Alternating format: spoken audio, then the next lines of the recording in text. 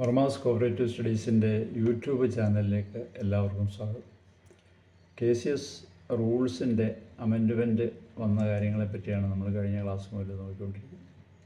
അപ്പോൾ ഈ കഴിഞ്ഞ ദിവസം വന്ന ഈ റൂൾസിൽ വന്ന മാറ്റങ്ങൾ, അതിൽ ആദ്യം നമ്മൾ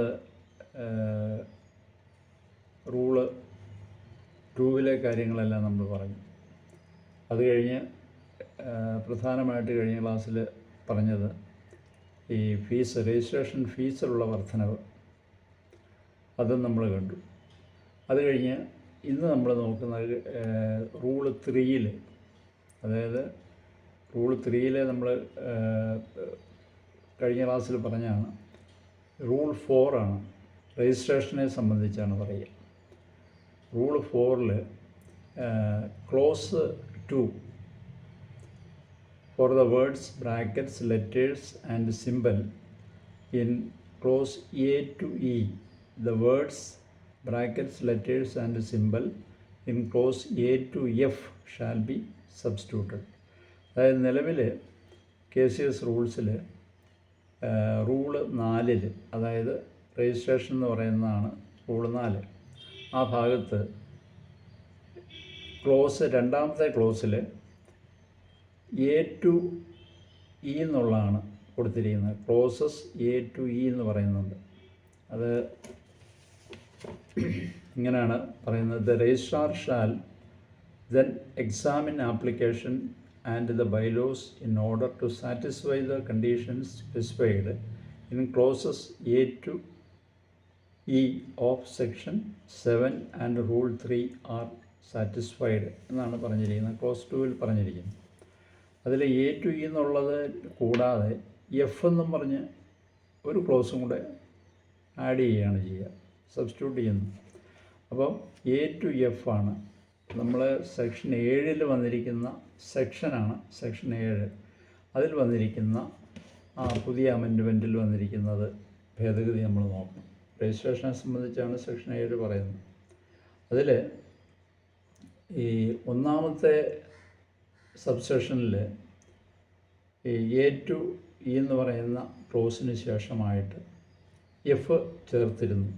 അത് നിങ്ങൾ ആക്റ്റിൽ വന്നിരിക്കുന്ന അമെൻഡ്മെൻറ്റ് 7ാമത്തെ വകുപ്പ് നോക്കിയാൽ കാണാൻ സാധിക്കും.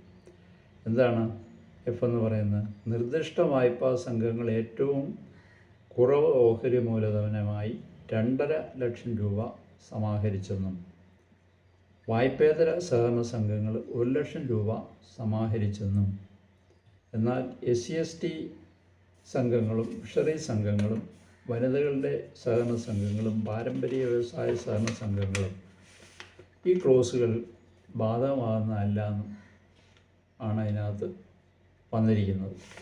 അതാണ് സെക്ഷൻ 7 F എന്ന് പറയുന്ന പുതുതായിട്ട് ചേർത്ത ക്ലോസ് പറയുക. അപ്പോൾ അതാണ് ഇവിടെ F ഈ റൂളിലും വന്നിരിക്കുന്നത്. അപ്പോൾ റൂളിൽ റൂൾ 4 അതായത് രജിസ്ട്രേഷനെ സംബന്ധിച്ചുള്ള റൂളിൽ രണ്ടാമത്തെ ക്ലോസിൽ A to E എന്നുള്ളതിന് പകരം A to F എന്ന് നമ്മൾ സബ്സ്റ്റിറ്റ്യൂട്ട് ചെയ്യണം. അത്രയേ ഉള്ളൂ. ഇനി അത് കഴിഞ്ഞാൽ ഈ രജിസ്ട്രേഷനെ പറ്റി പറയുന്ന ഈ റൂളിൽ തന്നെ ക്ലോസ് 4 അതിൽ the above requirements, after the words the above requirements, the symbol and words, he may request the chief promoter to submit a certificate from the financing bank stating the credit balance by way of depositing the initial share capital collected from the promoting members in favor of the proposed society as per section 7 and shall be inserted. അപ്പോൾ അത്രയും നമ്മൾ പുതുതായിട്ട് അവിടെ ചേർക്കണം എന്നാണ് പറഞ്ഞിരിക്കുന്നത്. അപ്പോൾ അതിനകത്ത് 4ാമത്തെ ക്ലോസ് നമുക്ക് കാണാം, പുസ്തകത്തിനകത്ത് നോക്കിക്കഴിഞ്ഞാൽ അതിനകത്ത് 4ാമത്തെ ക്ലോസിൽ if the registrar is satisfied that the proposed society has complied with the above requirements, അത് കഴിഞ്ഞിട്ട് he may register the society and its bylaws എന്നാണ് കൊടുത്തിരിക്കുന്നത്. അപ്പോൾ ആ റിക്വയർമെൻറ്റ്സ് കഴിഞ്ഞ് he may register the society എന്നുള്ളതിന് മുമ്പായിട്ട് ഈ പറയുന്ന കാര്യങ്ങളും കൂടെ ചേർക്കണം. എന്താണ്? He may request the chief promoter to submit a certificate from the financing bank stating the credit balance by way of depositing the initial share capital collected from the promoting members in favor of the proposed society as per section 7 and എന്നും കൂടെ ചേർക്കണം. അതിനുശേഷം he may register the society, അതിൽ registrar may register the society and its bylaws continue ചെയ്യും. അതായത് ഇത്രയേ ഉള്ളൂ. ഒരു രജിസ്ട്രാർ ചീഫ് പ്രൊമോട്ടറോട് ആവശ്യപ്പെടണം. എന്താണ്? ഫൈനാൻസിങ് ബാങ്കിൽ, അതായത് പ്രാഥമിക ഓഹരി ഇനിഷ്യൽ ഷെയർ ക്യാപിറ്റൽ പിരിച്ച് നമ്മൾ ഫൈനാൻസിങ് ബാങ്കിൽ ചീഫ് പ്രൊമോട്ടർ അടയ്ക്കുമല്ലോ, അടച്ചിരിക്കുന്നതിൻ്റെ എത്ര രൂപ കളക്ട് ചെയ്ത് ഇനിഷ്യൽ ഷെയർ ക്യാപിറ്റലായിട്ട് കളക്ട് ചെയ്ത് അവിടെ അടച്ചിട്ടുണ്ട്, ക്രെഡിറ്റ് ചെയ്തിട്ടുണ്ടെന്നുള്ളതിന് ഒരു ക്രെഡിറ്റ് ബാലൻസ് കാണിക്കുന്ന ഒരു സ്റ്റേറ്റ്മെൻറ്റ്, സർട്ടിഫിക്കറ്റ് എന്നുള്ളതാണ് പറയുന്നത്. Certificate from the financing bank, financing ബാങ്കിൻ്റെ ഒരു സർട്ടിഫിക്കറ്റ് കൂടി സമർപ്പിക്കണം എന്നാണ് ഈ സെക്ഷൻ 7 അത് പറയുന്നുണ്ട്. ആസ് പെർ സെക്ഷൻ 7, ആ 7 ആ നിർദ്ദേശം അനുസരിച്ച് ഇതുപോലെ ഇനിഷ്യൽ ഷെയർ ക്യാപിറ്റൽ പിരിച്ച് ഫൈനാൻസിങ് ബാങ്കിൽ അടച്ചിരിക്കുന്നതിൻ്റെ എത്ര രൂപ അടച്ചു എന്നുള്ളത് കാണിക്കുന്ന ഒരു സർട്ടിഫിക്കറ്റ് കൂടെ ആ ഫൈനാൻസിങ് ബാങ്കിൽ നിന്ന് കളക്ട് ചെയ്ത് ഹാജരാക്കണം എന്നാണ് പറഞ്ഞിരിക്കുന്നത്.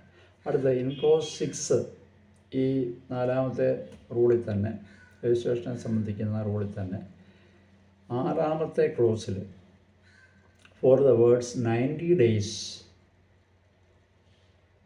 60 days ഷാൽ ബി സബ്സ്റ്റിറ്റ്യൂട്ടഡ്. 90 ദിവസം എന്നുള്ളതിന് പകരം 60 ദിവസം എന്നാക്കി മാറ്റണം. അതായത് 6ാമത്തെ ക്ലോസ് എന്ന് പറഞ്ഞതാണ്, any decision to register the society under sub rule 4 or any refusal of an application for registration of a society under sub rule 5 shall be made within 90 days from the date of receipt of application.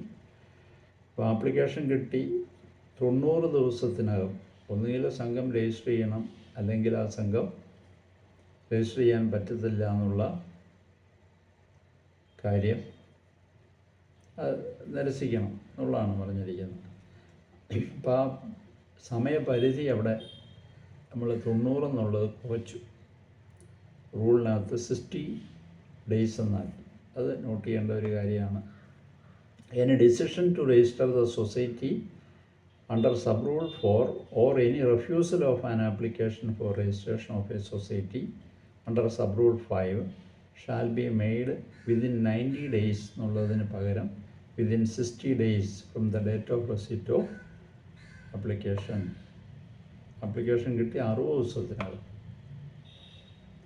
ഒന്നുകിൽ register ചെയ്യണം 4ാമത്തെ close അനുസരിച്ച്, അല്ലെങ്കിൽ 5ാമത്തെ close അനുസരിച്ച് sub rule 5 അനുസരിച്ച്, അത് refusal ആണെങ്കിൽ അങ്ങനെ എന്നുള്ള കാര്യമാണ് അതിനകത്ത് പറഞ്ഞിരിക്കുക.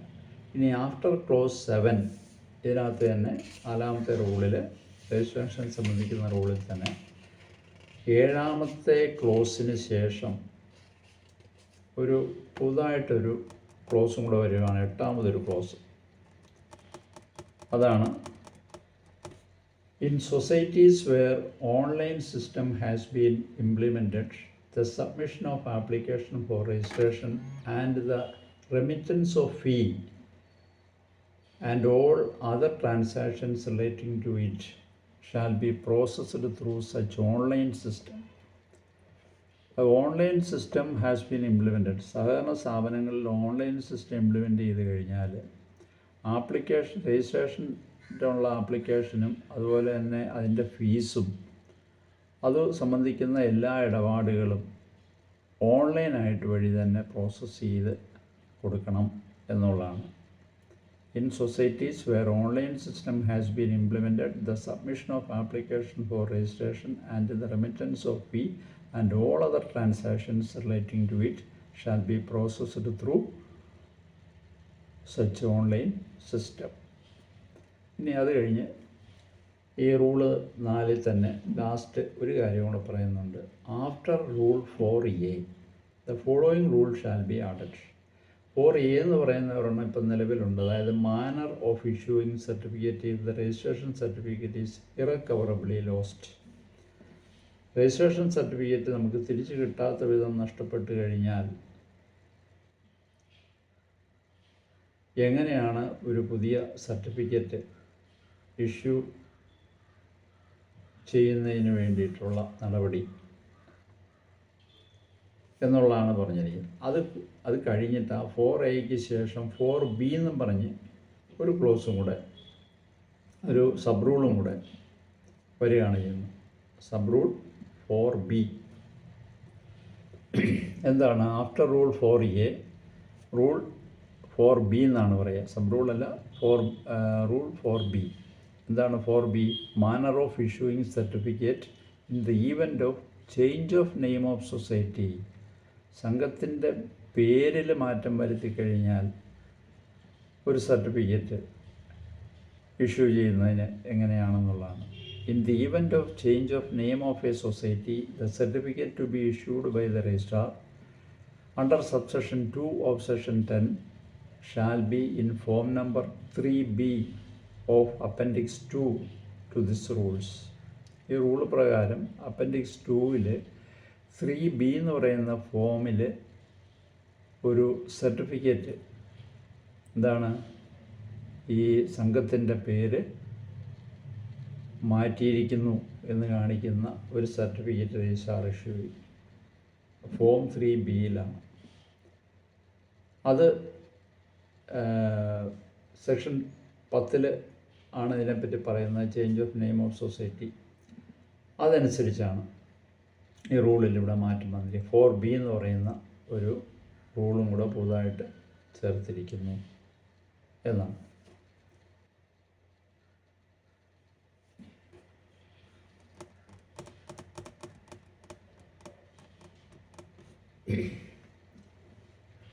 അപ്പോൾ ഇനി 5ാമത്തെ റൂളിൽ, അതായത് സബ്ജക്റ്റ് മാറ്റർ ഓഫ് ബൈലോസ്, അതും കൂടെ ഇന്നത്തെ ക്ലാസ്സിൽ പറയാം. സബ്ജക്റ്റ് മാറ്റർ ഓഫ് ബൈലോസിൽ 5ാമത്തെ റൂളിൽ ഒരു ചെറിയ മാറ്റമുണ്ട്. അതായത് close 7 of sub rule 2 of rule 5 the following close shall be added. പുതുതായിട്ട് ചേർത്തിരിക്കുക. അതായത് അതിനകത്ത് 5ാമത്തെ റൂളിൽ close 7ാമത്തെ ക്ലോസിൽ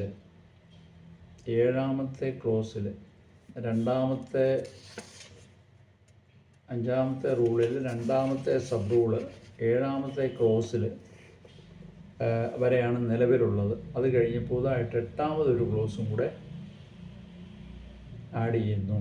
income and liability of borrower and his repaying capacity എന്നാണ് അവിടെ 8ാമത്തെ ക്ലോസ് വരുന്നത്. Income and liability of borrower and his repaying capacity. വായ്പ എടുക്കുന്ന ആളുടെ